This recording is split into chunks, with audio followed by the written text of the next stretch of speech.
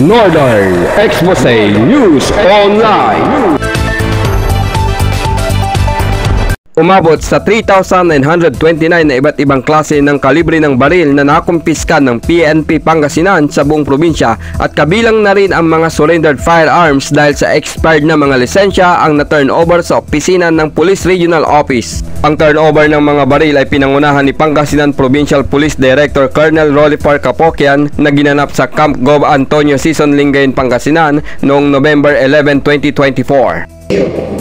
Of those firearms, including those that are licensed, in order to maintain a peaceful atmosphere prior, during, and after elections this coming 2025.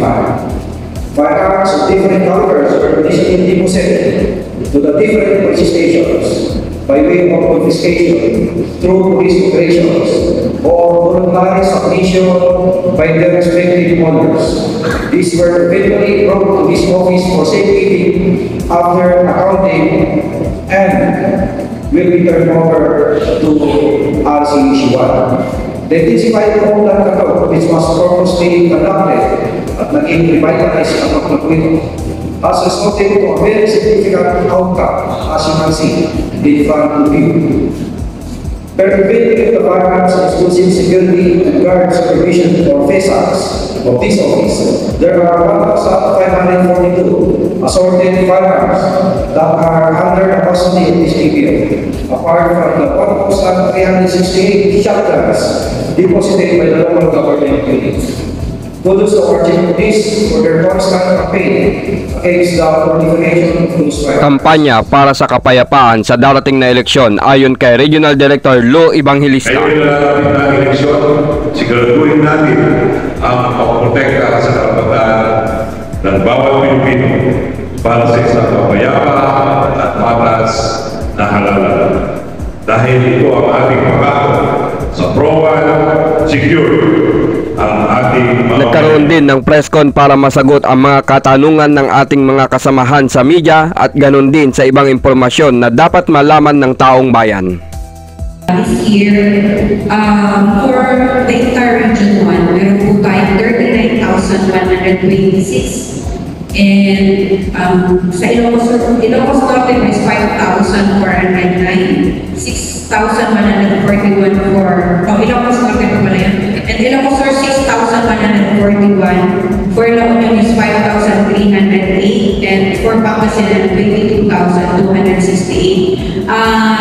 Bakit po kaya marami sa Pangasinan? Dahil po sa lawak ng area din po, marami po yung firearms order dito, kaya po marami din yung expired. Though, sabi nga ni Sir, yung effort ng PNP is to conduct yung one-stop shop o yung contraband para tutulungan yung ating firearms holder na i-renew po yung kanilang firearms registration at NTAP. And pag hindi po nila i-renew despite yung tatlong tatok sa kanila, pwede na po natin silang subject for police operation or search warrant po. Minsan po, nire-revoke din po yung kanilang lisensya. May mga courts po kasi tayo na requirement nila para mag-issue ng search warrant, dapat revoke yung firearms registration. So, yun po. Pag na-revoke na, sinasubject nila po sila for police operation. For example, nag-register na po yung mali sa holder at time na para mag-register sabihin na nawala yung kanyang mali. So, may action po ba ito? Kaya for example, makakapagay sa pag-dumating na nagtutunan niyang mag-purchase ulit. So, mabibigyan pa ba siya ng license na hindi? Sir, pag sinabi po nawala, meron po talaga. Actually, may admin fine po yun. At saka hindi lang po basta pwede po sabihin na wala eh. So may mga requirements po. Kailangan po ma-touch siya as lost. And may mga requirements po yun. Kailangan po niya ipa-blatter. Kailangan po niya ng affidavit of loss. And meron po 4 na pinipilawan na kukuha po sa RCSU 1 para sa application for tagging of lost firearms. Lahat po yun ang investigation ng aming investigator. Then i-endorse po sa FEO license Revocation and Restoration Board o FLRRB. So, pagka na-approve po yung kanilang application for tagging of lost firearms, meron pong tinatawag na admin fine na babayaran. At mag-i-issue po kami ng order of payment, then babayaran po nila yun sa land bank. Depende po yung babayaran sa findings ng FLRRB. Kung negligence po, may karapatan. Ang nagpapabigat po actually na isa doon sa babayaran nila, yung pag-late nyo po ni-report, katulad ng sinabi nyo po, kung kailan kinatok ng polis, tsaka lang nagsasabihin na nawala.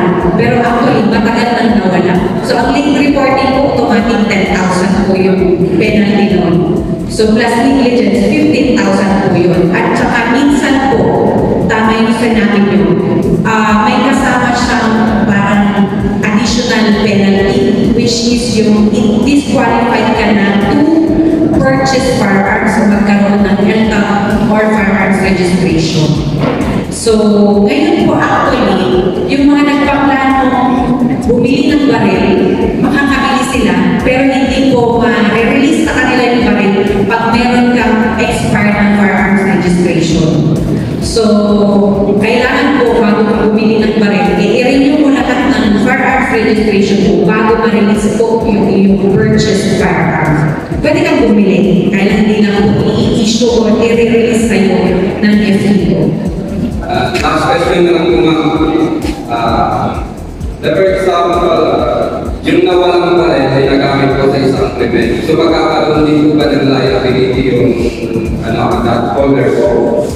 Actually po, gaya ng nabanggit ko kanina, pwede po siya maging suspect kasi pag may incident po involving firearms, ang ginagawa po ng police station is they request for initial firearms record verification.